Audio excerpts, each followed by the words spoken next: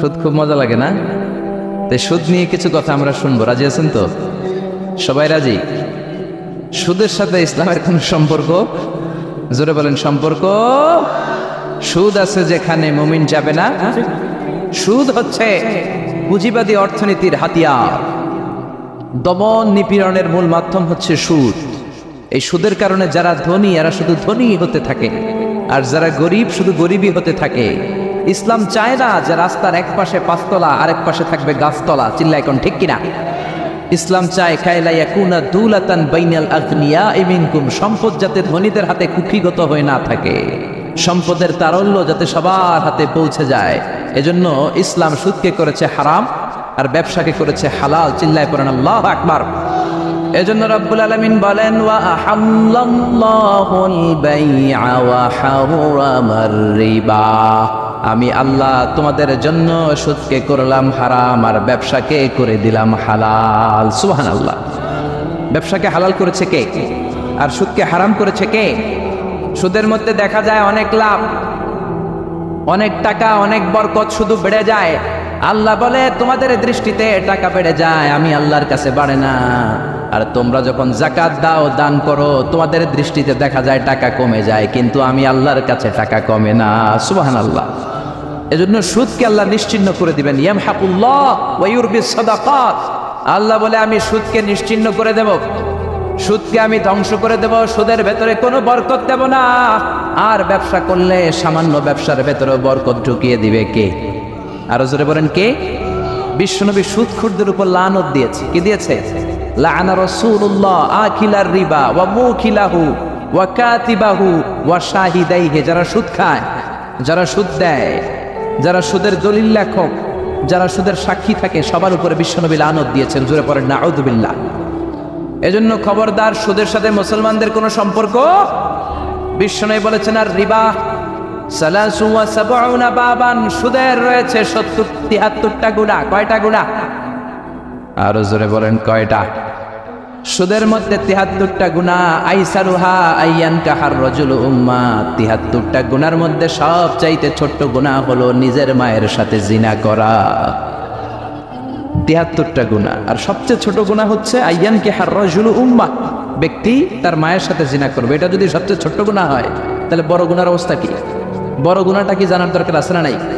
আল্লাহ সেটাও বলে দিলেন, ফাআযানু বিহারবিম মিনাল্লাহি ওয়া রাসূলিহি। সুদের সবচেয়ে ছোট গুনাহ মায়ের সাথে জিনা করা, আর সুদের সবচেয়ে বড় গুনাহ আল্লাহর সাথে যুদ্ধ করা। করবেন নি? পারা যাবে না আল্লাহর সাথে যুদ্ধে? সে আল্লাহ কবে থেকে ক্ষমতায় বসে? এখন তো আল্লাহ বুড়া হয়ে গেছে। হ্যাঁ, আল্লাহর ক্ষমতা কি আগের মতো আছে? জোরে বলেন আছে। এজন্য সুদের সবচেয়ে ছোট গুনাহ মায়ের সাথে জিনা, সবচেয়ে বড় গুনাহ কার সাথে? যুদ্ধ। আরো জোরে বলেন। এজন্য বিশ্বনবী বলতেন, ইজতানিবু আস-সাবআল মুবিকাত, 7টা ঈমান বিধ্বংসী, আমল বিধ্বংসী কাজ থেকে তোমরা বেঁচে থাকবা। 1 নম্বরে হলো শিরক, আল্লাহর সাথে শিরক করবা না। 2 নম্বরে হলো মাতা পিতার সাথে অবাধ্যতা করা। 3 নম্বরে জাদু দেখানো, জাদুটোনা করা। 4 নম্বরে অন্যায়ভাবে কাউরে হত্যা করা। 5 নম্বরে ইয়াতিমের সম্পদ খাওয়া। 6 নম্বরে কোনো নারীকে অন্যায়ভাবে জিনার অপবাদ দেওয়া। 7 নম্বরে সুদ খাওয়া। কি খাওয়া? এই 7টা কাজ করলে আপনার ইমানটাকে ধ্বংস করে দিবে কে? চিল্লায় বলেন কে? এজন্য দুনিয়াতে যারা সুদ খায় তাদের সম্পদে কোনো বরকত নাই, তাদের শুধু রোগ আর রোগ, টেনশন আর টেনশন। আছে না নাই? আবার বিশ্বনবী বললেন, যারা সুদ খায় তাদের 3টা শাস্তি। কয়টা? আরো জোরে বলেন কয়টা? 1 নম্বরে কিয়ামতের দিন, আল্লাযীনা ইয়াকুলুনার রিবা লা ইয়াকুমুনা ইল্লা কামা ইয়াকুমুল্লাযী ইয়াতাখাব্বাতুহু শাইতানু মিনাল মাস। সুদের 1 নম্বর শাস্তি, কিয়ামতের দিন সুদখোর যখন কবর থেকে উঠবে, রব্বুল আলামিন তাকে জিনে ধরা রোগীর মতো, পাগলের মতো উঠায় দিবে। সুদখোর কবর থেকে উঠে ভূতে ধরা রোগীর মতো, জিনে ধরা রোগীর মতো, পাগলের মতো লাফাতে লাফাতে উঠবে। তারে দেখে কিয়ামতের ময়দানের সবাই বুঝবে লোকটা হলো সুদখোর। কি খোর? আরো জোরে বলেন। এটা হচ্ছে 1 নম্বর শাস্তি। 2 নম্বর শাস্তি বিশ্বনবী বললেন, আমি স্বপ্নে দেখলাম কিছু লোকের পেট হচ্ছে বিশাল বড় ঘরের মতো, আর ওই পেটের ভেতরে দেখলাম ভয়ঙ্কর বিষাক্ত সাপ। জিব্রাইল বললাম, ও জিব্রাইল, মান হাউলা, এরা কারা? বিশ্বনবী বললেন, হাউলা ইয়াকালাতুর রিবা, এরা হলো আপনার উম্মতের মধ্য থেকে যারা সুদ খেয়েছে ওই সুদখোর লোকগুলা। পড়েন না আউযুবিল্লাহ। 3 নাম্বার শাস্তি, বিশ্বনবী বলেন যে রাতে আমাকে মেরাজে নেওয়া হলো, রাআইতু লাইলাতা উসরিয়া বি, মেরাজের রাতে আমি দেখলাম রক্তের একটা নদী, ওই নদীর উপর কিছু লোক সাঁতার কাটে। কিসের নদী দেখছেন কোনদিন? রক্তের নদী আমরা কোনদিন দেখেছি? রক্তের একটা নদীর ভেতরে কিছু লোক সাঁতার কাটে। সাঁতার কাটতে কাটতে বাঁচার জন্য যখন পারে আসতে চায়, তীরে আসতে চায়, কিছু ফেরেশতারা অনেক বড় বড় পাথরের খণ্ড নিয়ে বসা, তীরের দিকে আসতে চাইলে প্রচন্ড জোরে পাথর নিক্ষেপ করে তার চেহারার দিকে। পাথরের আঘাতে ওই লোকটার চেহারা ছিন্ন বিচ্ছিন্ন হয়ে যায়। লোকটা চিৎকার করতে করতে আবার রক্তের নদীর মাঝখানে চলে যায়। আবার তীরে আসতে চাইলে আবার পাথর আছে না নাই? জোরে বলেন। বিশ্বনবী বললেন মান হাউলাইয়া জিবরিল, ও জিব্রাইল এরা কারা? বিশ্বনবী বললেন এরা হলো আপনার সুদখোর উম্মাত। এরা কারা? এজন্য সুদ খাওয়া যাবে? জোরে বলেন সুদ খাওয়া যাবে? খবরদার, সুদ খাওয়া যাবে না। সুদের বিপরীতে আমরা ব্যবসা করব। ব্যবসায় বরকত দিয়েছে কে? বিশ্বনবী বললেন রিজিককে আল্লাহ 10 ভাগ করেছেন, তার 1 ভাগ দিয়েছেন পৃথিবীর অন্যান্য পেশার ভেতরে, আর 9 ভাগ দিয়ে দিয়েছেন ব্যবসার ভেতরে। সুবহানাল্লাহ। রিজিকের 9 ভাগ থাকে ব্যবসার ভেতরে, এজন্য সুদ খাওয়া যাবে না। সুদের সাথে ইসলামের কোনো সম্পর্ক। আমরা ব্যবসা করব। আপনি মুশারাকা সিস্টেমে, মুদারাবা সিস্টেমে, আপনি মুরাবাহা সিস্টেমে ব্যবসা করেন, ওই ব্যবসায় বরকত দিবে কে? জোরে বলেন কে? সুদ হারাম এই কারণে, কারণ টাকার ভেতর থেকে টাকা আসে না। আপনি 1 লক্ষ টাকার একটা বান্ডিল আপনার আলমারির ভেতরে আজকে রাখলেন, 1 বছর পরে খোলার পরে এটা কি 1,10,000 টাকা হবে? 1,05,000, 1,02,000, 1,10 টাকা, 1,05 টাকা, 1,01 টাকা? 1 টাকাও পারবে না। কত থাকবে? 1 লাখই থাকবে। কারণ টাকার ভেতর থেকে টাকা আসে না। টাকার ভেতর থেকে টাকা আসে যখন ওই টাকার সাথে শ্রম যুক্ত হয়, যখন টাকার সাথে কষ্ট যুক্ত হয়, যখন টাকার সাথে মেধা যুক্ত হয়। ঠিক কিনা? তো আপনি টাকা দিয়ে কেমন করে টাকার ভেতর থেকে টাকা নেন? এটা হারাম। হয়তো আপনাকে ব্যবসা অংশগ্রহণ করতে হবে, লাভ লস দুইটাতে অংশগ্রহণ করতে হবে, রিস্কও থাকবে। আপনি ব্যবসায় টাকা দিয়ে শুধু লাভ নিলেন, লস নিলেন না, এটাই সুদ। ঠিক কিনা? আপনার লাভও নিতে হবে, লস নিতে হবে, ঝুঁকিও নিতে হবে। এইটার নাম হলো ব্যবসা। হয় আপনি ব্যবসা করবেন, তা না হলে আপনি কর্জা হাসানা দিবেন। কি দিবেন? কর্জা হাসানা দিলে ওই ব্যক্তির মর্যাদা বাড়িয়ে দেয় কে? চিল্লায় বলেন কে? 3 সিস্টেমে ব্যবসা করবেন। কয় সিস্টেমে? সবাই বলেন, আরো জোরে বলেন। 1 নম্বর হচ্ছে মুশারাকা সিস্টেম। মুশারাকা, পার্টনারশিপ। আমি আপনি শেয়ার, 3-4 জন মিলে শেয়ার, আমার টাকা আপনার টাকা, আর দুজনে মিলে ব্যবসা করব। আমার যদি ধরেন 4 লক্ষ টাকা হয়, আপনার যদি 6 লক্ষ টাকা হয়, তাহলে যেই লাভ হবে তার 60% নেবেন আপনি, 40% নেব আমি। লসও যদি হয় 60% আপনার উপর, 40% আমার উপর। এই ব্যবসাকে বৈধ করেছে কে? আরো জোরে বলেন না। 2 নম্বরে হচ্ছে আল মুদারাবা। মুদারাবাও বৈধ। মুদারাবা মানে হচ্ছে আপনার টাকা আমার শ্রম। আল্লাহ আমারে কোনো টাকা দেয় না, আমি মিসকিন, আমি ফকির, আমি দেব শ্রম, আপনি দিবেন টাকা। কত পার্সেন্ট লাভ হলে কে কতটা নিব এটা আমরা ভাগ করে নিব। কিন্তু লস হলে আমার কোনো লস নাই, কারণ আমার শ্রম আপনার টাকা, আমি যে খাটছি এটাই তো আমার লস। ঠিক কিনা? কথা বলেন। আর টাকা যেহেতু আপনার, পুরো লস নেবেন আপনি। এই সিস্টেমও ব্যবসা যায়। 3 নাম্বার হচ্ছে আল মুরাবাহা। বোঝার চেষ্টা করেন। আমার ঘরে ফ্রিজ নাই, ফ্রিজের দাম 1 লক্ষ টাকা। কয় লাখ টাকা? আপনি আমারে বাজার থেকে 1 লক্ষ টাকা দিয়ে একটা ফ্রিজ কিনে আমার কাছে 1,20,000 টাকা বিক্রি করবেন। এটা আমি কিস্তিতে দিব আপনারে, 6 মাসের কিস্তিতে দিব। আপনার লাভ হচ্ছে আপনি 1 লক্ষ টাকা দিয়ে কিনে 1,20,000 বিক্রি করছেন, 20,000 লাভ। আর আমার লাভ হচ্ছে আমার কাছে কোনো টাকা নাই, আমি ফ্রিজের মালিক হয়ে গেলাম, কিস্তিতে দিয়ে 6 মাস পরে আমি টাকাও পূর্ণ করে দিলাম। এটাকে বলে মুরাবাহা। শাহজালাল ইসলামী ব্যাংক, আল রাফা ইসলামী bank, Bangladesh Islamic bank limited, এই 3টার সিস্টেমে আপনাদের সাথে বিজনেস করে। আল মুদারাবা, আল মুশারাকা, আল মুরাবাহা, যেই সিস্টেমে আপনি করেন না কেন এগুলোর কবুল করে নিবে কে? কিন্তু এগুলো না করে 100 টাকার বান্ডিল দিয়ে বললেন এই নাও 100 টাকার বান্ডিল, এখানে 10,000 টাকা আছে, সুদে লাগালাম, মাসে দিবা 1,000। কয় হাজার? আরো জোরে বলেন। এখন মাস শেষে 1,000 দিতে পারে না, ওইটার উপর আবার বাড়তে শুরু করলো। আল্লাহ বলে লা তাকুলু আর রিবা আদাআফাম মুদাআফা। খবরদার, চক্রবৃদ্ধি হারে সুদ খেও না, মাহাজনী সুদ খেও না। কার কথা? আরো জোরে বলেন, কথাটা কার? মাহাজনী সুদ খাওয়া যাবে না, চক্রবৃদ্ধি হারে সুদ খাওয়া যাবে না, তাহলে ব্যাংকের সুদ খাওয়া তো যাবে না? ব্যাংকের সুদ খাওয়া যাবে না, ব্যাংকের সুদও হারাম, আর চক্রবৃদ্ধি হারে মাহাজনী সুদ এটা অনেক ভয়ঙ্কর হারাম। গ্রামে গঞ্জে এরকম আছে না নেই? 10,000 টাকায় মাসে 1,000 টাকা সুদ। কথা কন আছে। এখন দিতে পারে না, সুদ আবার বেড়ে যায়।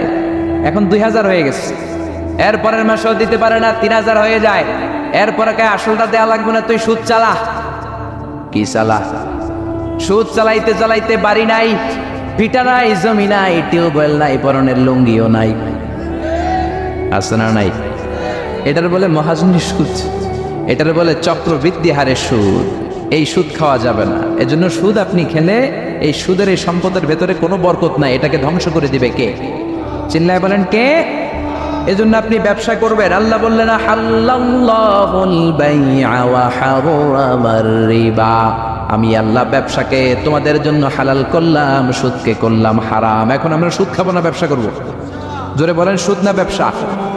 ব্যবসার সিস্টেম হচ্ছে আপনাকে লাভ লস দুইটাতে অংশগ্রহণ করতে হবে। আপনি যদি বলেন না আমি শুধু লাভ নিব, লস নিব না, এটা ব্যবসা হবে? এটা সুদ হবে। এটা কি হবে? চিল্লায় বলেন কি হবে? এরপর ইসলাম বলে লা মাইসার, কোনো জুয়া চুরি থাকবে না। বিজনেসের মধ্যে জুয়া চুরি নাই, মানে লটারি নাই। কিন্তু বাংলাদেশে লটারি সিস্টেম আছে না নাই? 10 টাকায় 40 লক্ষ টাকা আছে না নাই? এটা সরাসরি জুয়া চুরি, এটার সাথে ইসলামের কোনো সম্পর্ক। এর কারণ হচ্ছে আমরা 10 টাকা দিয়ে লটারি কিনি, পাই এরকম একটা কাগজ, এই লটারির একটা নাম্বার থাকে এখানে, ঠিক কিনা? আর লেখা আছে 10 টাকায় প্রথম পুরস্কার 40 লক্ষ টাকা। লক্ষ লক্ষ মানুষ 10 টাকা দিয়ে এটা কিনে। কিনার পর যেদিন ড্র হবে, রাফেল ড্র, একজন পায় 40 লাখ, আরেকজন পায় 30 লাখ, আরেকজন পায় 20 লাখ, আরেকজন 10 লাখ, পঞ্চম পুরস্কার পায় 1 লাখ, আর লক্ষ লক্ষ মানুষ এই কাগজ পানিতে ভিজায় খায়। চিল্লা এখন ঠিক কিনা? এটার নাম হচ্ছে জুয়া চুরি, এটা জায়েজ নাই। কিন্তু এই লটারির কাগজের সাথে যদি আপনার একটা কলম দিয়ে দেয়, এটাকে জায়েজ করার সিস্টেম আছে। এই 10 টাকার লটারির, যখন আপনি লটারিটা কিনবেন, আপনাকে যদি একটা কলম দিয়ে দেয়, তাহলে কেমন যেন আপনি 10 টাকা দিয়ে একটা কলম কিনলেন। এটা ব্যবসা, এটা হচ্ছে ব্যবসার সুরাত, এটা জায়েজ আছে না নাই? তার মানে লক্ষ লক্ষ মানুষ যখন লটারি কিনলো, সাথে পেলে একটা কলম। এরপরে ড্র হওয়ার পরে একজন পাবে 40 লাখ, আরেকজন 30 লাখ, একজন 20 লাখ, আরেকজন 10 লাখ, আর লক্ষ লক্ষ সবাই পাইছে একটা করে কলম। তার মানে আমরা সবাই কিছু না কিছু পাইছি। চিল্লা এখন ঠিক কিনা? এই সিস্টেমে যদি করেন, তাহলে এটার বৈধ করে দিবে কে? জোরে বলেন কে? এরপরে ইসলাম বলেন নো আনসার্টেনটি, কোনো ব্যবসার মধ্যে আনসার্টেনটি থাকতে পারবে না, সুনিশ্চিত হতে হবে সবকিছু। লা দারারা ওয়ালা দারার ওয়ালা গারারা ফিল বাই, বেচা কিনার মধ্যে কোনো ধোঁকাবাজি থাকতে পারবে না, অনিশ্চয়তা থাকতে পারবে না। অনেকে উড়ন্ত কবুতর বিক্রি করে, আছে না নাই? কবুতর যারা পালেন, 10টা কবুতর আছে আপনার, আপনি দেখবেন সারাদিন কবুতর আকাশে উড়ার পরে বিকালে আবার বাসায় চলে আসে। আপনি বললেন এই যে 10টা কবুতর আকাশে উড়ে, এই 10টা কবুতর আপনার বিক্রি করে দিলাম, এক একটা 100 টাকা করে, 10টায় কত হয়? 1000 টাকা বিক্রি করে দিয়েছেন। এই বিক্রি শরীয়ত সম্মত হয় না। এর কারণ প্রতিদিন কবুতরগুলো বিকেলবেলা উড়ার পরে সন্ধ্যাবেলায় ফিরে, আজকে বিকেলে নাও ফিরতে পারে। যেরকম ঠিক কিনা? আজকে 10টা কবুতর যদি অন্যদিকে চলে যায়, 1000 টাকা নিয়ে কিলাকিলি আছে না নাই? ইসলাম বলে কিলাকিলির কোনো সুযোগ নাই। কবুতরগুলো নামবে, 10টাতে তুমি ধরবা, টপস করবা, তার হাতে হ্যান্ড ওভার করবা, তারপরে বিক্রি করবা। এটারে জায়েজ করে দিবে কে? এরপরে পুকুরের মধ্যে মাছ থাকা অবস্থায় কেনা বেচা জায়েজ নাই। এরকম কেনা বেচা বাংলাদেশে আছে না নাই? আন্দাজে মানুষে শখের বসে কিনে ফেলে, পুকুরের মধ্যে বুদবুদ করতেছে, ভাবতেছে হাজার হাজার মাছ কিনছে, 10 লক্ষ টাকা দিয়ে কিনে ফেলছে। কই মাছের পুকুর, উঠায় দেয় 20 কেজি কই আর 50 কেজি কাঁকড়া আর 70 কেজি ব্যাং, আছে না নাই? এরপরে কিলাকিলি আছে না নাই? এজন্য ইসলাম বলে না, কবুতরটা হাতের মধ্যে কবজ করার পরে যেমনি বিক্রি করলা, মাছগুলাও জাল দিয়ে তোলো, তারপরে গনে গনে বিক্রি করো, কবুল করে নিবে কে? গাভীর ওলানের মধ্যে দুধ রেখে বিক্রি করা জায়েজ নাই। ওলান এত ফিলা গেছে এরকম, এটা মনে হচ্ছে যে 20 কেজি, দহন করার পরে পাওয়া গেছে 5 কেজি, এরকম আছে না নাই? কারণ এটা দুধের কারণেও ফুলতে পারে, টিউমারেও ফুলতে পারে, ঠিক কিনা? এজন্য ইসলাম বলে লা গারারা ফিল ইসলাম, ইসলামে কোনো গরারা নাই, ধোঁকাবাজি নাই, আনসার্টেনটি নাই, অনিশ্চয়তার মধ্য দিয়ে, হাওয়ার মধ্যে কোনো বিজনেস নাই। আগে জিনিসটা তোমার হাতে নাও, তারপরে বিক্রি করো, কবুল করে নিবে কে? শেয়ার বাজার নিয়ে প্রশ্ন করে, যেই প্রোডাক্টের ব্যবসা হালাল, ওই প্রোডাক্টের শেয়ারও হালাল। চিল্লায় বলেন ঠিক কিনা? এরপরে বিশ্বনবী বললেন, মান গাশশানা ফালাইসা মিন্না, বেচা কিনার মধ্যে যে আমার উম্মতদের মধ্যে যে অন্যকে ধোঁকা দেয় সে আমার উম্মত হতে পারে। ধোঁকাবাজির ব্যবসা বাংলাদেশে আছে না নাই? ফলের দোকানে গেলে দেখবেন চকচকে যেই সাইডটা ওই সাইডটা ক্রেতার দিকে রাখে, পচা জায়গাটা নিচের দিকে রাখে, এরকম ব্যবসায় আছে না নাই? বিশ্বনবী মদিনার বাজারে গমের দোকান পরিদর্শন করতে গেলেন, যে দেখলেন গমের স্তূপ, বিশ্বনবী গমের ভেতরে হাত ঢুকায় দিলেন।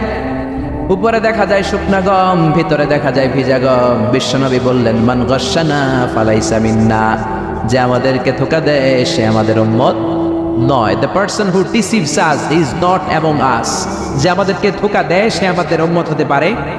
চিল্লায় বলেন উম্মত হতে পারে। এজন্য এই ধোঁকাবাজি করে কোনো ব্যবসা করা যাবে? জোরে বলেন। আর সুদের সাথে আমাদের কোনো সম্পর্ক? চিল্লায় বলেন সম্পর্ক। সুদকে ধ্বংস করে দিবে কে? আর ব্যবসায় বরকত ঢুকিয়ে দিবে কে? বরকতে বিশ্বাস করেন তো? বিশ্বাস করেন? অল্পের ভেতরেও বরকত হতে পারে, 1000 কোটি টাকার মধ্যেও বরকত নাও থাকতে পারে। চিল্লায় বলেন ঠিক কিনা?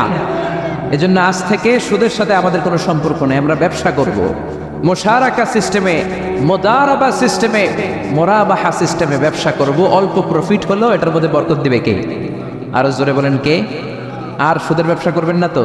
কারা কারা আজকে থেকে সুদের কোনো ব্যবসার সাথে জড়িত থাকবেন না? 2 হাত উঁচু করে আমার আল্লাহর দেখা।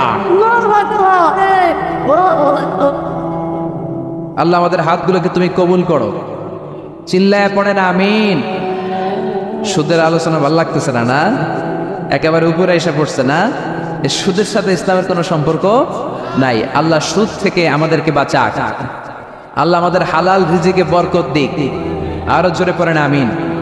আমি আমার খুতবার শুরুতে সূরাতুল বনী ইসরাঈলের ছোট্ট একটা আয়াত তেলাওয়াত করেছি। আসুন এই আয়াতের আলোকে আপনাদের সাথে কিছু কথা শেয়ার করি, যদি আপনারা মনোযোগী হন। শুনবেন শুনবেন শুনবেন শুনবেন। রব্বুল আলামিন বলেন, ওয়াকাদা রাব্বুকা আল্লা তা'বুদু ইল্লা ইয়্যাহু ওয়া বিল ওয়ালিদাইনি ইহসানা। আল্লাহ বললেন, গোলাম আমার ফয়সালা 2টা। এই 2টা ফয়সালা হলো স্পেশাল ফয়সালা, অনড় ফয়সালা। এই ফয়সালার কোনো নড়চড় নাই, এই ফয়সালার কোনো পরিবর্তন নাই। প্রথম ফয়সালাটা হলো আল্লাহ তা'বুদু ইল্লা ইয়্যা, ইবাদত হবে একজনের, তিনি কে? আল্লাহ ছাড়া অন্য কারো ইবাদত করা যাবে? আবার আল্লাহ ডেকে বললেন, গোলাম জিন জাতি মানব জাতি এই 2টা জাতিকে আমি সৃষ্টি করেছি শুধু আমার ইবাদতের জন্য, ঠিক কি না? ওয়ামা খালাকতুল জিন্না ওয়াল ইনসা ইল্লা লিয়াবুদুন। আমি জিন জাতি আর মানব জাতিকে কোনো কাজের জন্য তৈরি করি নাই, কোনো উদ্দেশ্যে বানাই নাই, শুধুমাত্র কেবলমাত্র একমাত্র আমি আল্লাহর ইবাদতের জন্য বানিয়েছি। কার কথা? আরো জোরে বলেন কার? আল্লাহ ছাড়া কারো ইবাদত করা যায় না। এই পৃথিবীতে যত নবী এসেছে, এই পৃথিবীতে যত রাসূল এসেছে, সব নবী রাসূলের একটাই দাওয়াত ছিল, তোমরা ইবাদত করবে একজনের, তিনি কে? ইয়া কওমি ইবুদুল্লাহা মা লাকুম মিন ইলাহিন গায়রু। ও আমার কওমের লোকেরা, ও আমার স্বজাতির লোকেরা, এক আল্লাহ ছাড়া অন্য কারো ইবাদত করো না। জিকির করতে হবে একজনের, চাইতে হবে একজনের কাছে, সেজদা দিতে হবে একজনকে, তিনি কে? আল্লাহ ছাড়া কাউরে সেজদা দেয়া যাবে? আমাদের দেশে মাজারে যে সেজদা আছে না নাই, এই মাজারের নামে যে ভণ্ডামি, এটার সাথে ইসলামের কোনো রিলেশন আছে? সম্পর্ক আছে? এই ভণ্ডামির সাথে ইসলামের কোনো সম্পর্ক? তো দিল বান্দা কালমা চোরে, না পায় শ্মশান না পায় ঘরে, দিন থাকিতে আয়রে পথে ছাইড়া দে ভণ্ডামি ভণ্ডামি ভণ্ডামি ভণ্ডামি, ছাইড়া দে ভণ্ডামি, ঠিক কি না? নামাজ রোজা করে না ইবলিস শয়তানের নানা, এরকম আছে না নাই? নামাজ রোজা করে না ইবলিস শয়তানের নানা, ধর্মের একখান খুঁটি ধইরা কয়দিন করবা হয়রানি, ভণ্ডামি ভণ্ডামি ভণ্ডামি, ছাইড়া দে ভণ্ডামি, ঠিক কি না? এই জন্য ভণ্ডামির সাথে যারা জড়িত আছো, ভণ্ডামি ছেড়ে দাও, আল্লাহওয়ালা হয়ে যাও। তোমার জীবনে বরকত দিবে কে? তোমার জন্য জান্নাতের দরজা খুলে দিবে কে? এজন্য রব্বুল আলামিন বলেন ওয়াকাদা রাব্বুকা আল্লা তা'বুদু ইল্লা ইয়্যা ওয়া বিল ওয়ালিদাইনি ইহসানা। আমি আল্লাহর প্রথম ফয়সালা, ইবাদত হবে শুধুমাত্র কেবলমাত্র একজনের, তিনি কে? আমরা প্রত্যেক নামাজে সূরাতুল ফাতিহায় আল্লাহরে বলি আল্লাহ ইহদিনাস সিরাতাল মুস্তাকিম, ও আল্লাহ আমাদেরকে সহজ সরল পথ দেখাও, সিরাতুল মুস্তাকিম দাও। আল্লাহ বলেন আনি'বুদুনি হাযা সিরাতুম মুস্তাকিম, আমি আল্লাহর ইবাদত করো, এটাই সিরাতুল মুস্তাকিম। আল্লাহু আকবার। আপনি যদি আল্লাহর ইবাদত করেন তাহলে আপনি বুঝবেন যে আপনি সিরাতুল মুস্তাকিমের উপর আছেন। আর যদি বুঝেন আল্লাহর ইবাদত ছেড়ে আপনি অন্যদিকে দৌড়াচ্ছেন, তার মানে হলো আপনি সিরাতুল মুস্তাকিমের উপর থাকার সৌভাগ্য অর্জন করতে পারেন নাই। চিল্লায় এখন ঠিক কি না? এজন্য আল্লাহ বললেন আল্লাহর ফয়সালা কয়টা? আরো জোরে বলেন কয়টা? এক নাম্বার ফয়সালা, ইবাদত হবে শুধু একজনের, তিনি কে? এই ফয়সালার সাথে সবাই একমত? দ্বিমত কেউ নাই? কেউ নাই? দু একজন থাকতে পারে, কেউ নাই। আল্লাহ বললেন আমার প্রথম ফয়সালা, ইবাদত হবে শুধু আমি আল্লাহর। দুই নাম্বার ফয়সালা ওয়া বিল ওয়ালিদাইনি ইহসানা, ইহসান হবে মাতা পিতার সাথে, মানে ভালো আচরণ হবে মাতা পিতার সাথে। বুঝা গেল ইবাদত হবে আল্লাহর, ইহসান হবে মাতা পিতার। আল্লাহর সাথে, আল্লাহর জন্য আপনি ইবাদত করবেন আর মাতা পিতার প্রতি আপনি ইহসান করবেন। ইহসান মানে সদাচরণ, ইহসান মানে খেদমত, ইহসান মানে তাদের জন্য খরচ করা, ইহসান মানে আপনার সব সম্পদ তাদের পায়ের সামনে, আপনার সব ক্ষমতা তাদের পায়ের সামনে বিলিয়ে দেয়া, বিছিয়ে দেয়া। চিল্লা এখন ঠিক কিনা? এজন্য আল্লাহ বললেন আমার দুই নাম্বার ফয়সালা ওয়া বিল ওয়ালিদাইনি ইহসানা, মাতা পিতার সাথে ইহসান করবা। আমরা বললাম আল্লাহ আপনার জন্য ইবাদত হবে, এটা আমরা বুঝলাম, মাতা পিতার সাথে ইহসান কেমন করে হবে এটা আমরা বুঝলাম না। আল্লাহ বললেন ইহসান কাকে বলে যদি না বোঝো তাহলে বুঝে নাও, ইম্মা ইয়াবলুগান্না ইনদাকাল কিবারা আহাদুহুমা আও কিলাহুমা ফালা তাকুল লাহুমা উফ। আল্লাহ নিজেই ইহসানের ব্যাখ্যা দিচ্ছেন।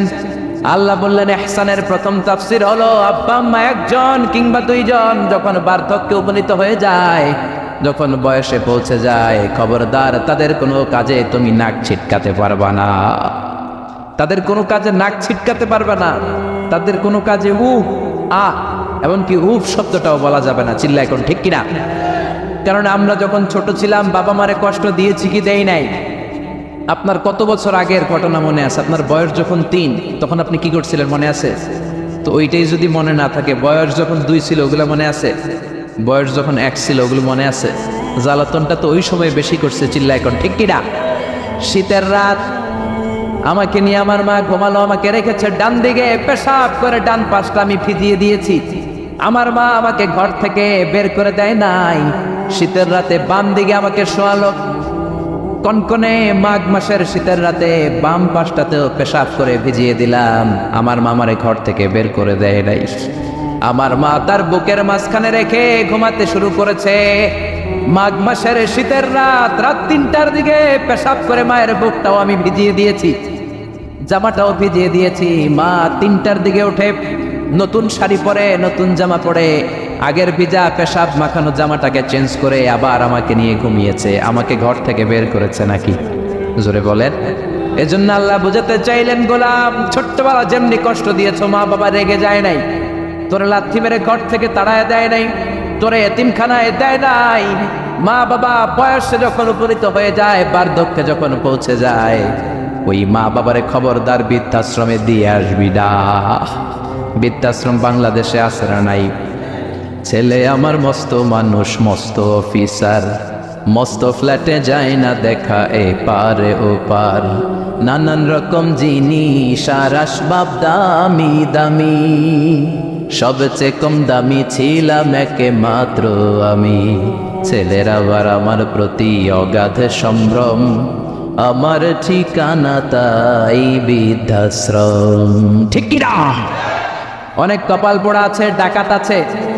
মা বাবা বার্ধক্যে উপনীত হওয়ার পরে তাদের কর্মকাণ্ডে নাক ছিটকায়, ঘরে আর বাবা মারে রাখতে মনে চায় না, বৃদ্ধাশ্রমে রেখে আসে। এরকম ডাকাত আছে রাড়াই। বাবা মারে বৃদ্ধাশ্রমে দেয়া যাবে? চিল্লায় বলেন দেয়া যাবে? যে বেয়াদবগুলো, যে ডাকাতগুলো মার বাবারে পার্থক্যে উপনীত হলে, বয়স হয়ে গেলে বৃদ্ধাশ্রমে দিয়ে আসে, ওই বেয়াদবটা বুড়া হলে ওর কপালে বৃদ্ধাশ্রম জুটবে না। চিল্লা এখন ঠিক কিনা? ভাঙ্গা থালা হাতে নিয়ে তুই ভিক্ষা করে খাবি। চিল্লা এখন ঠিক কিনা?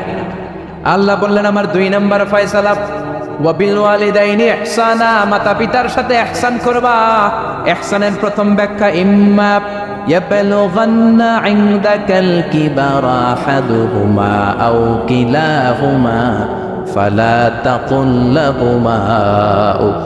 মা বাবার একজন কিংবা 2 জন যদি বার্ধক্যে উপনীত হয়ে যায়, খবরদার মা বাবারে বৃদ্ধাশ্রমে দিও না। মা বাবা পেশাব করে দিতে পারে, পায়খানা করে দিতে পারে, তোমাকে যেমনি পরিষ্কার করে আদর যত্ন করেছে তুমিও পরিষ্কার করবা, মা বাবার খেদমত করবা, তোমার জীবনটারে উজালা করে দিবে কে? আল্লাহ বললেন ইহসানের 2 নাম্বার ব্যাখ্যা, ওয়ালা তানহারহুমা, মা বাবারে ধমক দিও না। অনেক বেয়াদব ছেলে মেয়ে আছে, মা বাবার সাথে ছিড়কি দিয়ে কথা বলে, ধমক দিয়ে কথা বলে, এলাকার লোকদের সাথে যখন কথা বলে ভদ্র ভাষায় কথা বলে, ঘরে ঢুকলে মায়ের গালি দেয়, আছে না নাই? বাবারে ডাকে বুড়া, মারে ডাকে বুড়ি, আছে না নাই? তুমি কেমন করে মায়ের বুড়ি ডাকো, বাবারে বুড়া ডাকো? তোমার বাপ মা তো বুড়া হয়েছে তোমার কারণে। তোমারে মানুষ করতে যে তোমার মা বাবা তাদের জীবন যৌবন হারিয়েছে। তোমারে মানুষের মতো মানুষ করতে যে তারা তাদের জমি হারিয়েছে। তোমারে বিদেশ পাঠাতে যে তারা তাদের ভিটেমাটি হারা হয়েছে। যেই বাবা মা তোমার জন্য সব কিছু ছেড়েছে, খবরদার ফালা তানহারহুমা, ওই বাবা মারে ধমক দিবা না। কার কথা? চিল্লায় বলেন কার? এরপর আল্লাহ বললেন ওয়ালা তানহারহুমা ওয়া কুল লাহুমা কওলান কারীমা, তাদেরকে ধমক দিবা না, বরং তাদের সাথে ভালো আচরণ করবা, কোমল ভাষায় কথা বলবা। যত ভদ্রতা তুমি জানো, যত কার্টিসি তুমি জানো, যত সফটনেস তোমার জানা আছে, যত ভদ্রতা তুমি শিখেছো, সব ভদ্রতা তুমি ইউজ করবা তোমার মা বাবার সাথে। যত কোমল ভাষা তুমি জানো, যত শুদ্ধ কথা তুমি জানো, সব তোমার মা বাবার জন্য তুমি ইউজ করবা। চিল্লা এখন ঠিক কিনা? এরপরে রাব্বুল আলামিন বললেন ওয়াফিদ লাহুমা জানাহাদ যুল্লি মিনার রাহমাতি ওয়া কুর রাব্বিরহামহুমা কামা রাব্বায়ানি সাগীরা, তাদের জন্য রহমতের ডানা বিছিয়ে দাও। তোমার যত ক্ষমতা আছে মা বাবার পায়ের সামনে ঢেলে দাও, যত অর্থ আছে তাদেরকে তুমি বিলিয়ে দাও। আর বাবা মা 1 জন কিংবা 2 জন যদি দুনিয়া ছেড়ে বিদায় নেয়, তাদের কবরের সামনে দাঁড়িয়ে চোখের পানি ছেড়ে পড়তে আরম্ভ করে দাও, রব্বিরহামহুমা কামা রাব্বায়ানি সাগীরা ওয়া কুর রাব্বিরহামহুমা কামা রাব্বায়ানি সাগীরা। ও আল্লাহ, ছোট্টবেলা বাবা মা যেমনি আমার আদর দিয়ে সোহাগ দিয়ে কাছে টেনে নিয়েছে, কিয়ামতের দিন কবরের ভেতরে তুমিও আমার বাবা মারে আদর করে কাছে টেনে নিও। পড়ে না আমিন? চিল্লায় পড়ে না আমিন? এজন্য ইবাদত হবে একজনের, তিনি কে? আর ইহসান হবে কার সাথে? এজন্য মা বাবার দোয়ার দরকার আছে না নাই? পৃথিবীর যত আল্লাহর ওলি আছে, যত পীর সাহেব আছে, সবাই এই পুরো কোরআন খতম করে যদি একটা গ্লাসের পানির মধ্যে ফু দেয়, আর আপনার আম্মা শুধু বিসমিল্লাহ বলে আরেকটা গ্লাসের পানির ভেতরে ফু দেয়, আল্লাহর কসম আপনার মায়ের দোয়াটা আগে কবুল হয়ে যাবে। এজন্য মা বাবার খেদমত করেন। আপনার বড় পীর সাহেব হলো আপনার বাবা, আপনার বড় পীর সাহেব হলো আপনার মা। দুনিয়ার সবাই দোয়া করলে ওই দোয়া মিস হয়ে যেতে পারে, মা বাবা দোয়া করলে মিস হবে নাকি? হবে? অনেক ডাকাইতাছে দেখবেন মাজারের উপরে মশারি দেয়, আছে না নাই? খুঁজে দেখবেন ওর বাপেরে মশায় কামড়ায়, ওর মায়েরে মশায় কামড়ায়, আর ও বাবার দরবারে যায় মাজারে মশারি দিয়ে আসছে, এরকম ডাকাইতাছে না নাই? এজন্য খবরদার, মা বাবার সাথে ইহসান করো। বিশ্বনবী মসজিদে নববীতে মিম্বারের 1 তলার মধ্যে পা রাখলেন, আওয়াজ করে বললেন আমিন। 2য় তলার ভেতরে পা রাখলেন, আওয়াজ করে বললেন আমিন।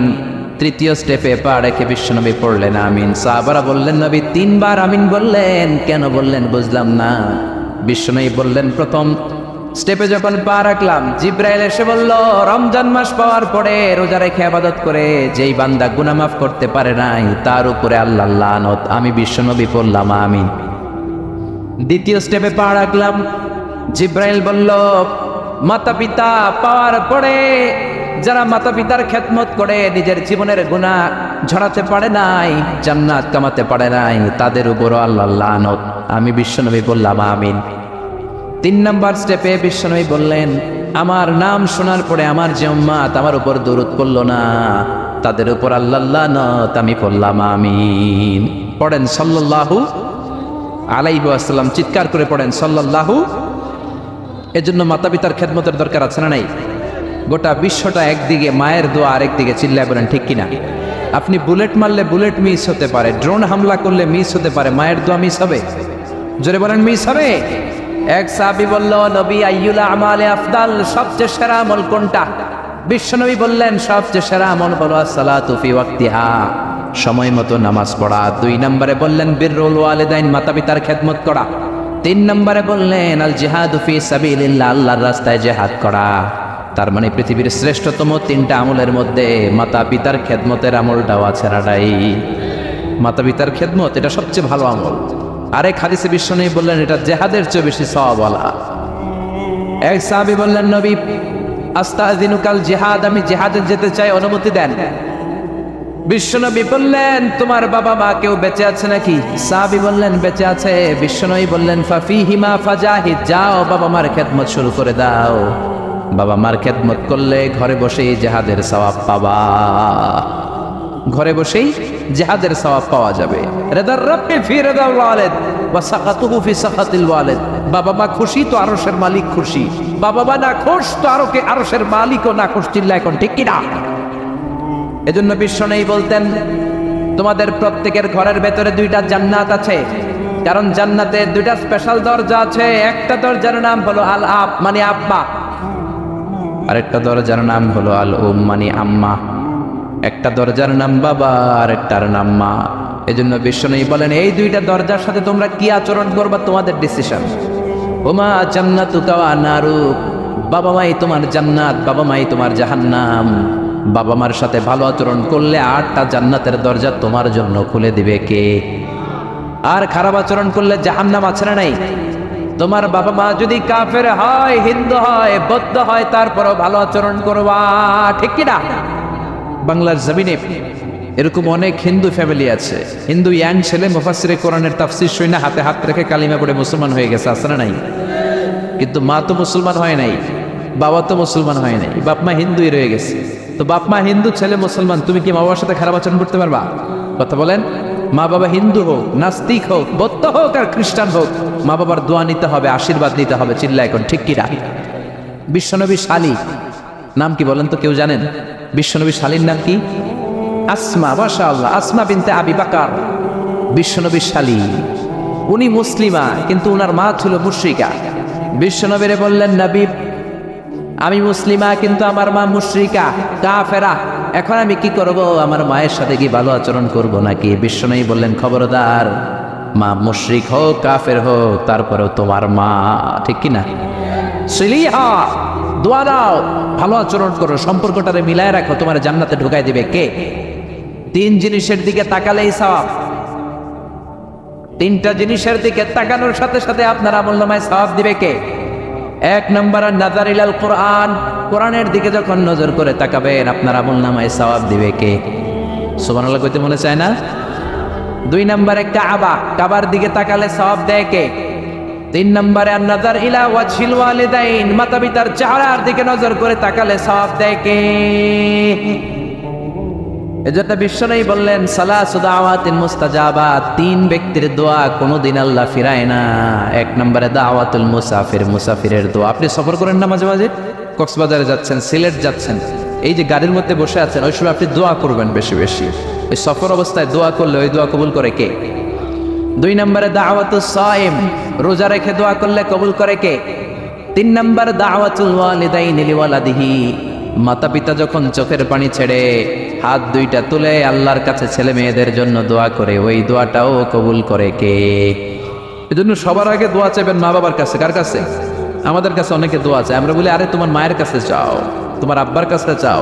আমার দোয়া তোমার জন্য কবুল হতেও পারে, নাও হতে পারে, কিন্তু তোমার মা তো তোমার জন্য মুস্তাজাবুদ দাওয়া, তোমার বাবা তো তোমার জন্য মুস্তাজাবুদ দাওয়া। তোমার মা হাতটা তোলার সাথে সাথেই কবুল। চিল্লায় কর সুবহানাল্লাহ। একজন বাবা এবং মা ছেলে মেয়েদের জন্য কতটা কষ্ট সহ্য করে, কতটা জ্বালা যন্ত্রণা সহ্য করে, বাবা মা না হওয়ার আগে এটা কেউ বুঝবে? আপনি শুধু ওয়াজ শুনতে পারবেন, কিন্তু বুঝবেন তখন যখন একটা ছেলে হবে, যখন একটা মেয়ে হবে, ঠিক কিনা? এজন্য বিশ্বনবী বলতেন, আল জান্নাতু তাহতা আকদামি উম্মাহাতিকুম।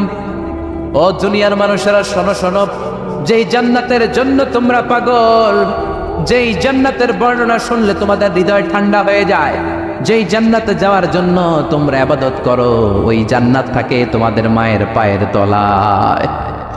এই দুনিয়ার পুরুষ মানুষদের পায়ের নিচে থাকে জুতা, জুতার নিচে থাকে বালি, আর এই দুনিয়ার এক একটা মহিলার পায়ের নিচে থাকে তার ছেলে মেয়েদের জান্নাত।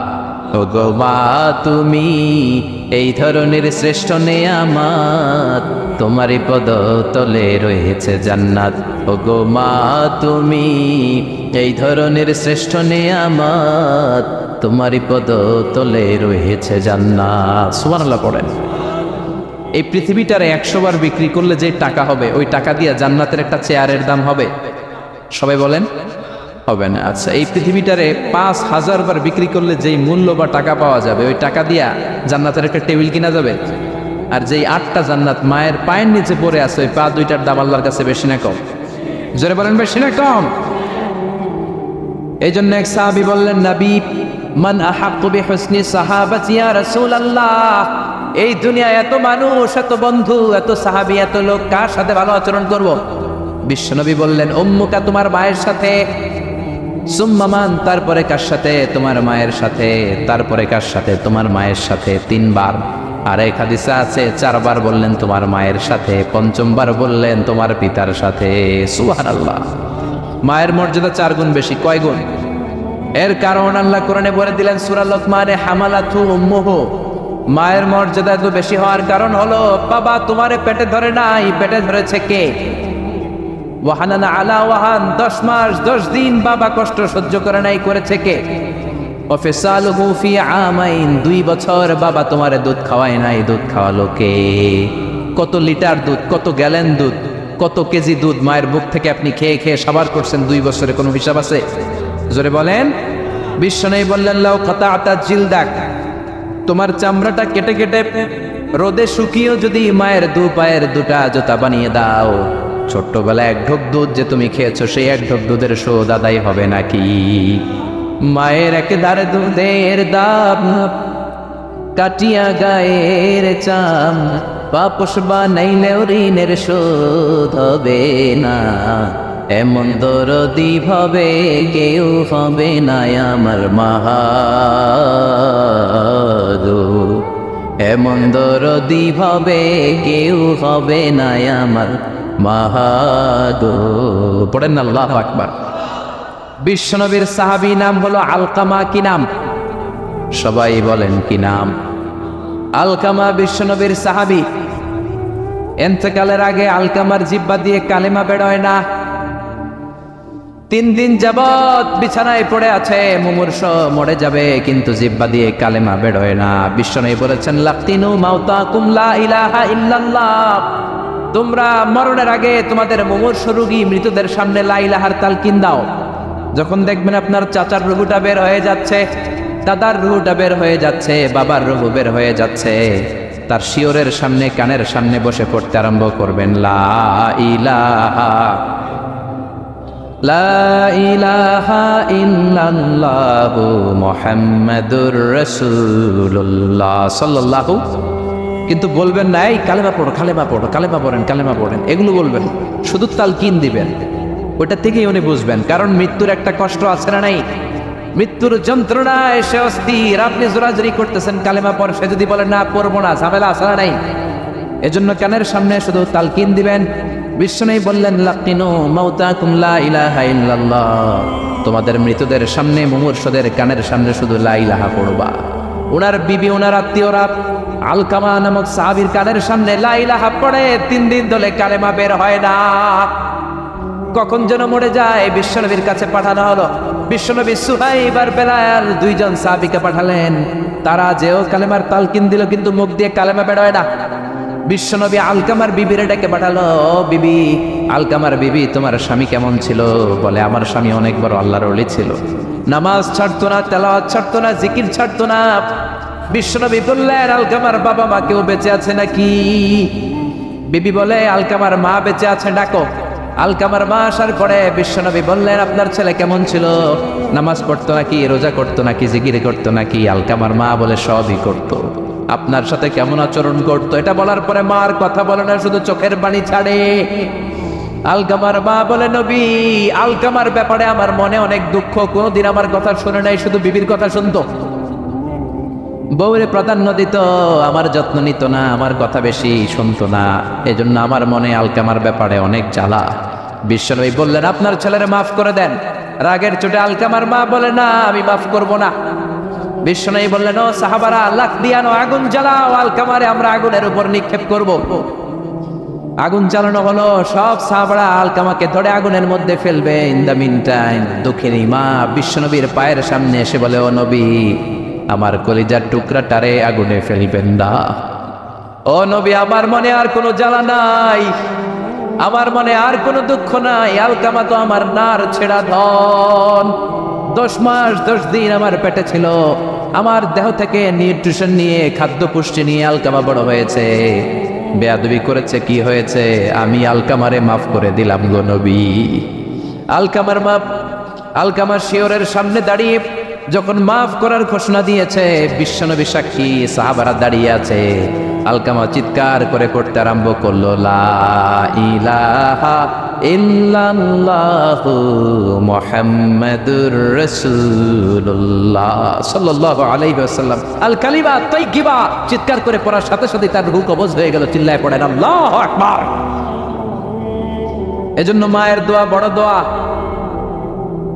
বাবার দোয়া বড় দোয়া। মা বাবা দোয়া করলেও কবুল, বদদোয়া করলেও কবুল। মা বাবার শুধু যদি দোয়াটাই কবুল হতো তাহলে টেনশন নাই, দোয়া করে না তো কি হয়েছে। কিন্তু বদদোয়া করলেও কবুল করে নেয় কে? দোয়া করলেও কবুল, বদদোয়া করলেও। সৈয়দনা ইব্রাহিম আলাইহিস সালাম সৈয়দনা ইসমাঈল আর হাজরাকে, আরবিতে নাম হলো হাজার, রেখে গেলেন মক্কায়। ওনার বিবি হাজরা ইন্তেকাল করলো, ছোট্ট দুধের শিশু ওনার পায়ের ধাক্কায় জামজামের পানি বের হলো, বড় হতে লাগলেন। শৈশব পেরিয়ে কৈশোর, কৈশোর পেরিয়ে যৌবন, তাগড়া যুবক। তখন জুরহুম নামক একটা কওমের একটা মেয়েকে তিনি বিয়ে করলেন। বিয়ে করে সুখের সংসার শুরু করলেন আল্লাহর আদেশে। অনেক পরে সৈয়দনা ইব্রাহিম তার কলিজার টুকরা ইসমাইলের বাড়িতে বেড়াতে গেল। কার বাড়িতে? কে গেল বেড়াতে? সৈয়দনা ইব্রাহিম বেড়াতে গেলেন। যাওয়ার পরে দেখে সৈয়দনা ইসমাইল ঘরে নাই। দরজার বাইরে থেকে সালাম দিলেন, আসসালামু আলাইকুম। এটা কিন্তু প্রামাণ্য বর্ণনা দিচ্ছে আমি বুখারী থেকে, বুখারীর বর্ণনা, এটা গল্প না। দরজার বাইরে থেকে সালাম দিলেন, আসসালামু আলাইকুম। ভেতর থেকে কর্কশ গলায়, ঝাঁঝালো কণ্ঠে, কণ্ঠের মধ্যে কোনো মায়া নাই, দয়া নাই, এরকম একটা কণ্ঠের মেয়ে উত্তর করে বলল, ওয়া আলাইকুমুস সালাম। সৈয়দনা ইব্রাহিম জিজ্ঞেস করলো, কাইফা হালুকা ইয়া উম্মি, ও মা তুমি কেমন আছো? মেয়ে কয়, বেশি ভালো না। সংসার কেমন চলে? সুবিধার না? খাওয়া দাওয়া ঠিক মতো হয়নি না? কিচ্ছু হয় না? আমনে কেডা? সৈয়দনা ইব্রাহিম বলে, আমি কে তোমার জানার দরকার নাই। ইদা জা যাওজুকি মিনাল গাবা, স্বামী যখন তোমার বন থেকে শিকার করে ফিরবে, ফাকরাই আলাইহিস সালাম, তোমার স্বামীরে আমার পক্ষ থেকে একটা সালাম দিবা। ও মুরিহিয়া ইয়াগাইরা আতাবাতা বাবিহি, বলবা ঘরের দরজার চৌকাঠটা যেন পাল্টে ফেলে। সৈয়দনা ইব্রাহিম চলে গেলেন।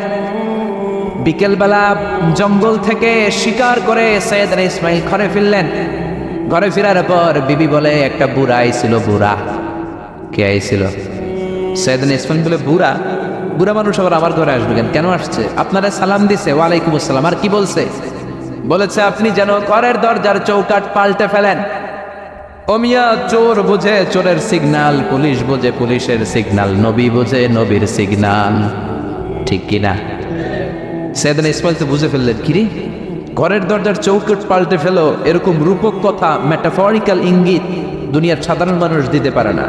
চিৎকার দিয়ে বিবিরে বললেন, ও কপাল পুড়ি, তুই কি করলি? নিজের কপাল পুড়লি, নিজের কপালে নিজে কোরাল দিলি। যেই লোকটারে বুড়া বুড়া বলে সম্বোধন করলি, ওই লোকটার কেউ নয়, আমার জন্মদাতা পিতা, এই জামানার সবচেয়ে বড় পয়গম্বর ইব্রাহিম খলিল। আমার বাবা যে সিগন্যাল দিয়েছে এটা তো গ্রিন সিগন্যাল না, এটা রেড সিগন্যাল। তার মানে তোর তালাক দিতে বলেছে, গেট আউট, গেট আউট, ডিভোর্সিও তালাক দিয়ে দিলাম, যা। আপনার আব্বা যদি বলে তোমার বউরেও তালাক দিয়ে দাও, দিয়ে দিবেন নাকি? এবার দিয়ে দিয়েন না। আপনার বাবাও বাবা, ইসমাইলের বাবা ইব্রাহিমও, কথা বলেন, সাইয়েদনা ইব্রাহিম ছিলেন আল্লাহর জালিল কাদের পয়গাম্বার। আকাশ থেকে ওহী আসলে নবীরা কথা বলে, মন গড়া নবীরা কিছু বলে না। আপনার বউকে যদি আপনার বাবা বলে তোর বউরে তালাক দে, দিয়ে দিয়েন না। আবার কি করবেন? বুঝাবেন, বাবারও বুঝাবেন, বিবিরও বুঝাবেন, ঘরের ভিতরে সংলাপ করবেন, সমঝোতা করবেন। আমাদের দেশের দুই নেত্রী সংলাপ করে না তো কি হয়েছে? আমরা করব, আমরা ঘরে ঘরে সংলাপ করব, সমঝোতা করব, ঠিক কিনা? মিলায় দিবেন, মিলায় দিলে বরকত আছে না নাই?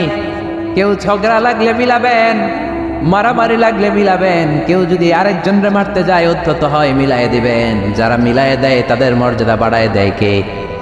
কিন্তু সমাজের কিছু দুষ্ট চরিত্রের লোক আছে, দুইজন যদি মারামারি লাগে আরো লাগায়া দেয়, আছে না নাই? আগুন লাগলে আপনারা কি ডালেন? অনেকে তেল ডালে, আছে না নাই? এখন আগুন লাগলে কি তেল ডালবেন না পানি ডালবেন? মিলাই দিবেন। বউরেও বুঝাবেন, বাবারও বুঝাবেন, দুইজন রে বুঝায় আস্তে ধীরে আগাবেন। তালাক তো অনেক পরের কথা। ইসলামের দেয়া অনুশাসন যদি আমরা মেনে চলি, কোনোভাবেই তালাক হবে না। স্বামীকে আল্লাহ কিছু দায় দায়িত্ব দিয়েছেন, স্ত্রীকে আল্লাহ কিছু দায় দায়িত্ব দিয়েছেন। এই দুইটা দায়িত্ব যে কত গুরু দায়িত্ব, গোটা বিশ্বব্যাপী এই দায়িত্বের মধ্য দিয়ে বিশ্বটা চলে। পৃথিবীর প্রথম স্বামী ছিলেন সাইয়েদনা আদম, পৃথিবীর প্রথম বউ ছিল হাওয়া। সেখান থেকে স্বামী স্ত্রীর এই জীবন আছে না নাই? স্বামী আর স্ত্রী বানায় যেজন মিস্ত্রি, সে বড় আজব কারিগর, ঠিক কিনা? স্বামী আর স্ত্রী বানায় যেজন মিস্ত্রি, সে বড় জটিল কারিগর। এজন্য এই সম্পর্কটা বড় ভয়ঙ্কর সম্পর্ক, এটাকে মিলিয়ে রাখতে হবে। তালাকের সিস্টেম হচ্ছে যে প্রথমে আপনি ফাইদুহুন্না, কোরআন বলে আপনি প্রথমে স্ত্রীকে ওয়াজ করবেন। ঝগড়া হলে কি করবেন? ঘরে ওয়াজ নাই, আছে মারামারি, আটকিলা গেলি, ওয়াজ করবেন, ওয়াজেও কাজ হচ্ছে না, বুঝানোর চেষ্টা করবেন, বুঝে না। এরপর আল্লাহ বললেন ওয়াহজুরুহুন্না ফিল মাদাজি', বিছানা আলাদা করে দাও, তুমি এক রুমে ঘুমাবা, তোমার বিবিরে দিবা আরেক রুম। কিছুদিন বিচ্ছেদ চললে ওই বিবির অন্তরে ভালোবাসা তৈরি করে দিবে কে? সুবহানাল্লাহ পড়েন। এখন ওয়াজ করলেন, বুঝাইলেন, বুঝে না। বিছানা আলাদা করলেন, তাও শোনে না। এবার ওয়াদ্রিবুহুন্না, কোরআন বলল বউরে শাসন করো। অনেকে বলে বউরে পিটাও, না, পিটানোর কথা বলে নাই। ওয়াদ্রিবুহুন্না মানে তাদেরকে শাসাও, শাসন করো। মুফাসসিররা এটার তাফসীর করতে যে হয়রান হয়েছে যে কি দিয়ে পিটাবে। কোন মুফাসসির কয় খেজুরের ছোট্ট ডালা দিয়ে এরকম বাড়ি মারবে, আর বলবে ভালো কথা কই হনস না কেন। অনেকে বলবে, অনেক মুফাসসির বলেছে মেসওয়াক দিয়ে বাড়ি মারবে, তোমার এত বুঝাই বুঝো না কেন? দুইটা ছেলে মেয়ে হয়েছে আমাদের, এত সুন্দর সংসার, হানিমুন করেছিলাম কক্সবাজারে, স্মৃতিগুলো কি তোমার মনে পড়ে না? তুমি আমার কৈতরি, তুমি আমার টুনটুনি, তুমি আমার সোনামণি, এগুলোকে বুঝাবেন। এরপরও মানে না। অনেক মুফাসসির কইছে বালিশ দিয়া পিটাইবেন, কোল বালিশ দিয়া, যাতে হাত পা না ভাঙে। ওয়াদ্রিবুহুন্না, অনেক ডাকাইত আছে লাড়ি দিয়া পিটায়, আছে না নাই? ইসলাম বলে না না, বনিবনা না হলে প্রথম স্টেপ ওয়াজ করো, বুঝাও। 2 নম্বরে বিছানা আলাদা করে দাও, তারপরেও মানে না। 3 নম্বরে ওয়াদ্রিবুহুন্না মানে শাসন করো, যার যেরকম দরকার ওইরকম শাসন করবেন, তাতেও হয় না। তারপরে ফাবাআসু হাকামাম মিন আহলিহি হাকামাম মিন আহলিহা, এই 3টা স্টেপেও কাজ হয় না। আপনার মুরব্বিদের ডাকবেন, সালিস, মেয়ের পক্ষের মুরব্বিদের ডাকবেন, 2 পক্ষের বেআইনরা মিলে মিলছিল করে দেওয়ার চেষ্টা করবে, তাতেও কাজ হয় না। 4টা স্টেপ শেষ, 5ম স্টেপ হলো তালাক। আর আমরা দইরেই কই 3 তালাক, আছে না নাই? ওমরে ফারুকের জামানায় এক লোক তার বউরে দিছে 100 তালাক, রাগের চোটে। এরকম ডাকাইত আমাদের দেশে আছে না নাই? এখন বিবি এসে বলে, ওমরে ফারুক 100 তালাক দিয়েছে আমার স্বামী, কি করব? সাইয়েদনা ওমরে ফারুক বলে, তোর ডাকাইত স্বামীটা কোথায়? কয় এই জায়গায়। কিরে কয় তালাক দিছিস? কয় 100টা। দিবি 3টা, 100টা দিলি কেন? কয় রাগের মাথায় দিছে। কয় যারা তোর বিচার করতেছে, 3 তালাকে তোর বউ তালাক, বাকি 97 তালাক তোর পিঠে পড়বে। সুবহানাল্লাহ কইতে মন চায় না? এজন্য এই হচ্ছে তালাকের সিস্টেম।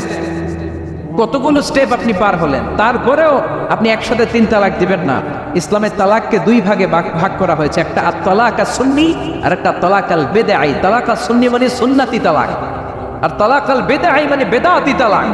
বেদাতি তালাক হচ্ছে রাগের মাথায় 3 তালাক, 14 তালাক, 22 তালাক, কিন্তু তালাক সুন্নি। সুন্নাত সম্মত তালাক হচ্ছে আপনার বিবি যখন পবিত্র, মানে যখন পিরিয়ড হচ্ছে না ওরকম একটা পবিত্র সময় তারে আপনি তালাক দিবেন। 1 মাসের সময় আছে, একটা তালাক দিবেন, 1 মাসের ডিউরেশন, এর মধ্যে বিবির আবার নিয়ে আসতে পারবেন, কোনো সমস্যা নাই। সুবহানাল্লাহ পড়ে।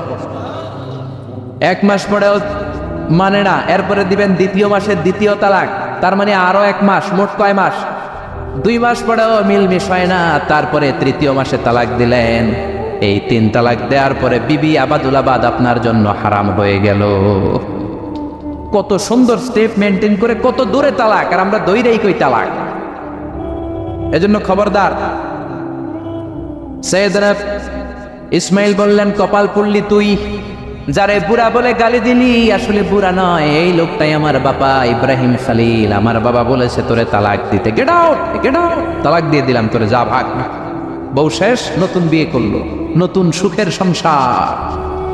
3 বছর পর সৈয়দনা ইব্রাহিম আবার ছেলের বাড়িতে বেড়াতে আসলেন। আজকেও সৈয়দনা ইসমাইল ঘরে নাই। সৈয়দনা ইব্রাহিম আজকে সালাম দিলেন, আসসালামু আলাইকুম। সৈয়দনা ইব্রাহিম সালাম দিলেন, আজকে ঘরের ভেতর থেকে জাদুমাখা কণ্ঠে, মধুমাখা কণ্ঠে, সুরেলা কণ্ঠে একটা মেয়ে বলল, ওয়া আলাইকুম আসসালাম। সৈয়দনা ইব্রাহিম বললেন, কাইফা হালুকি ইয়া উম্মি, মা কেমন আছো? মেয়েটা বলে, আলহামদুলিল্লাহ আলা কুল্লি হাল, সব সময় আলহামদুলিল্লাহ। সব সময় কি? তোমাদের জীবন যাপন কেমন চলে? খুব ভালো চলে। তোমার স্বামী কই? বনে গিয়েছে। এবার মেয়েটা বলে, আপনি কে? সৈয়দনা ইব্রাহিম বলে, আমার পরিচয় দেব না। মেয়েটা বলে, আপনার পরিচয় না দিল আপনার সাথে কথা বলবো না। আমরা স্বামী স্ত্রী 2 জন থাকি মরুভূমির মাঝখানে, আমাদের খোঁজ খবর নেওয়ার কেউ নাই। আপনি কে এরকম দিল দরিয়ার একজন মুরব্বী আমাদের খোঁজ নিতে আসলে? আপনার পরিচয়টা আপনি বলেন। সৈয়দনা ইব্রাহিম তার পরিচয় দেয় না। মেয়ে বলে, পরিচয় না দিলে আমি কথাও কই না। বাধ্য হয়ে ঘরের ভেতরে ঢুকলেন, জোর করে মেয়েটা সৈয়দনা ইব্রাহিমকে ঘরে ঢুকালেন, রুটি বানিয়ে খাওয়ালেন, গোশত খাওয়ালেন, খেজুর খাওয়ালেন, শরবত খাওয়ালেন।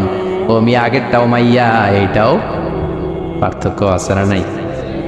মেয়েটা বলে, আমার জন্য দোয়া করেন। সৈয়দনা ইব্রাহিম চোখের পানি ছেড়ে দোয়া করে দিলেন, মেয়েটার মাথায় হাত বুলিয়ে দিলেন, আর বললেন, ইদা জা যাওজুকি মিনাল গাবা, তোমার স্বামী যখন বন থেকে আসবে, ফাকরাই আলাইহিস সালাম, তোমার স্বামীর আমার পক্ষ থেকে সালাম দিবা। ওয়ামুরিহি আইয়ুসবিতা আতাবাতা বাবিহি, আর বলবা আমি বলছি ঘরের দরজার নতুন চৌকাঠ যেন জীবনেও না পাল্টায়। ঘরের দরজার এই নতুন চৌকাঠটা যেন কোনোদিন। সৈয়দনা ইসমাইল ফিরে আসলেন। আসার পরে বিবি বলে, একজন মুরব্বী এসেছিল, নুরানি চেহারার একজন মুরব্বী।